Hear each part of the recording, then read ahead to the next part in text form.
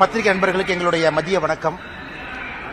தமிழகத்தில் காஞ்சிபுரத்தில் இருக்கக்கூடிய ஒரு மருந்து நிறுவனம் ஸ்ட்ரீசன் அப்படிங்கிற நிறுவனம் கோல்டு ரிஃப் அப்படின்னு ஒரு சிரப் அதை செஞ்சு இந்தியா முழுவதுமே அனுப்புறாங்க.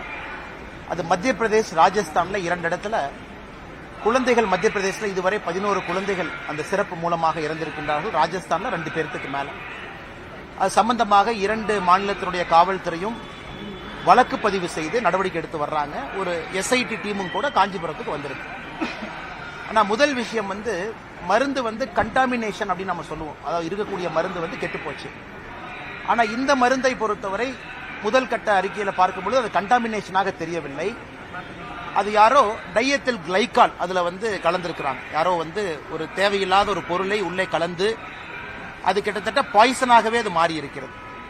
அதனால் இது தரக்கட்டுப்பாடு, குவாலிட்டி ப்ராப்ளம் அப்படின்னு சொல்றதை விடங்கன்னா தேவையில்லாத ஒரு கெமிக்கலை அந்த மருந்துல உற்பத்தி செய்யும் பொழுது ஏதோ ஒரு இடத்துல கலந்திருக்கிறது.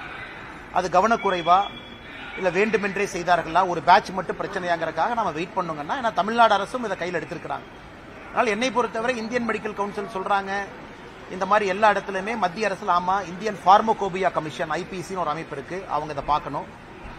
அதே நேரத்தில் வேறு வேறு அமைப்புகள் இருக்கு, எல்லாமே பார்க்கணும். பட் இதை பொறுத்த வரைக்கும் ஒரு பர்டிகுலர் பேட்சா அப்படிங்கறத சந்தேகமா இருக்கு. அதே கோல்ட் ரிஃப் இந்தியா முழுவதும் சப்ளை பண்ற மாதிரி தெரியுது. அப்படி இருக்கும்பொழுது எந்தெந்த ஒரு பேட்ச் மட்டும், அதனால பொறுத்திருப்போம். தேவையில்லாம நாம இந்த நேரத்தில் எந்த இதுவும் நம்ம சொல்ல வேண்டாம். அங்கிருந்து எஸ்ஐடி அதிகாரிகள் வந்திருக்கின்றார்கள். தமிழக அரசு ஒத்துழைப்பு கொடுக்கறாங்க. முழுமையா அந்த கம்பெனி சீல் பண்ணிருக்காங்க. இருக்கக்கூடிய ப்ராடக்ட் எல்லாம் அவங்க இது பண்ணி சீஸ் பண்ணிருக்காங்க. அதனால் இது என்ன நம்ம பொறுத்திருந்து பார்ப்போம். ஆனால் எதாக இருந்தாலும் கூட யார் இதில் தவறு இழைத்திருந்தாலும் கூட நடவடிக்கை எடுக்கப்பட வேண்டும்.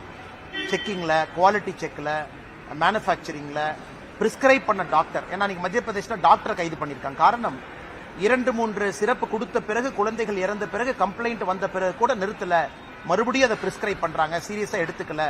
ஏன்னா அந்த டாக்டரே அவங்க முன்னாடி சிறப்பை குடிச்சு பாக்குறாரு, அப்புறம் மயக்கம் போட்டு கீழே விழுந்துறாரு. அது மாதிரி இந்த பல பிரச்சனைகள் நடந்திருக்கு.